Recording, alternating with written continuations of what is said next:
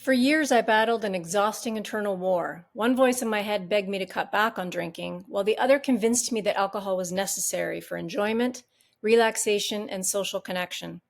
I thought I was broken, and I truly believed that drinking was in my DNA, that it was a disease I had no control over, or even that somehow I had become allergic to alcohol. Do you know what cognitive dissonance is and why it plays a major role in our struggle with alcohol? Cognitive dissonance is the mental discomfort we experience when we hold two conflicting beliefs at the same time. In this case, my conscious mind wanted me to cut back on my drinking, but my subconscious mind believed I needed alcohol to relax, have fun, and fit in. And this conflict created tension, frustration, and an exhausting internal battle. For years, I battled that war. One voice in my head begged me to drink less, while the other convinced me that alcohol was essential. I thought I was broken. I believed drinking was in my DNA. I was always told it was hereditary and that it was a disease I had no control over, or even that I had somehow become allergic to alcohol. But the truth was much simpler, yet far more profound. My subconscious mind had been conditioned to believe I needed alcohol, and my conscious mind was screaming for change. That internal battle was cognitive dissonance in action. I remember the moment that it all clicked for me. You see, I'd spent years trying to drink less. I made rules for myself.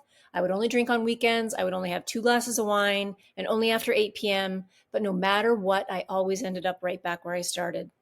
I was feeling defeated and I was ashamed of my behavior. And why? Because my subconscious hadn't received the memo. Our subconscious mind is responsible for our beliefs, our desires, our dreams, our habits. It's the part of us that operates on autopilot.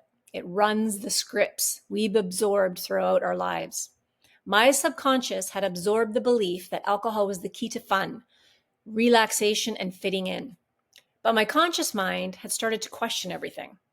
Knowing that alcohol was harming my health, my relationships, and my well-being created unbearable tension for me.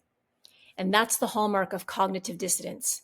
It's the agony of holding two conflicting beliefs at the same time. For years, I did what we all do when we're faced with a conflict. I rationalized my drinking. I convinced myself that it wasn't that bad, and that everyone drank, and that I deserved it after a long day.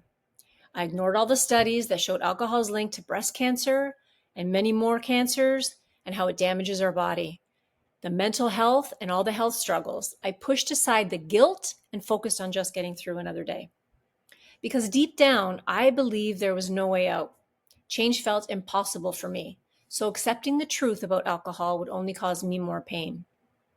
But then something shifted. I realized that the battle wasn't between me and alcohol. It was between my conscious and my subconscious minds. If I could align them, I could take my power back. Instead of trying to force myself to cut back while still believing I needed alcohol, I started dismantling the belief itself. I educated myself and I challenged the thoughts that told me drinking was necessary. I literally rewired my subconscious with new empowering beliefs. And when that happened, the desire to drink completely disappeared. I mean, completely disappeared. And this journey has been nothing short of a miracle for me.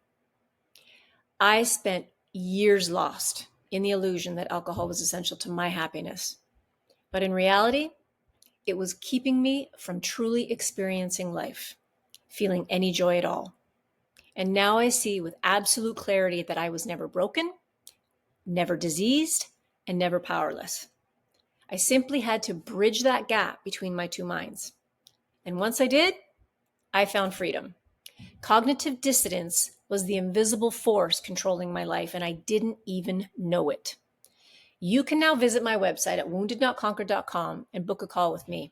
I'd love to hear your story. If any of this resonates with you, I know what you're feeling. I've been there. I know what it feels like to think you're broken and there's no hope. Believe me, there is hope. I drank abusively for 40 plus years.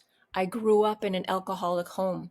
Alcohol was my life. It isn't anymore. please, please reach out. There is hope. I can help you. woundednotconquered.com.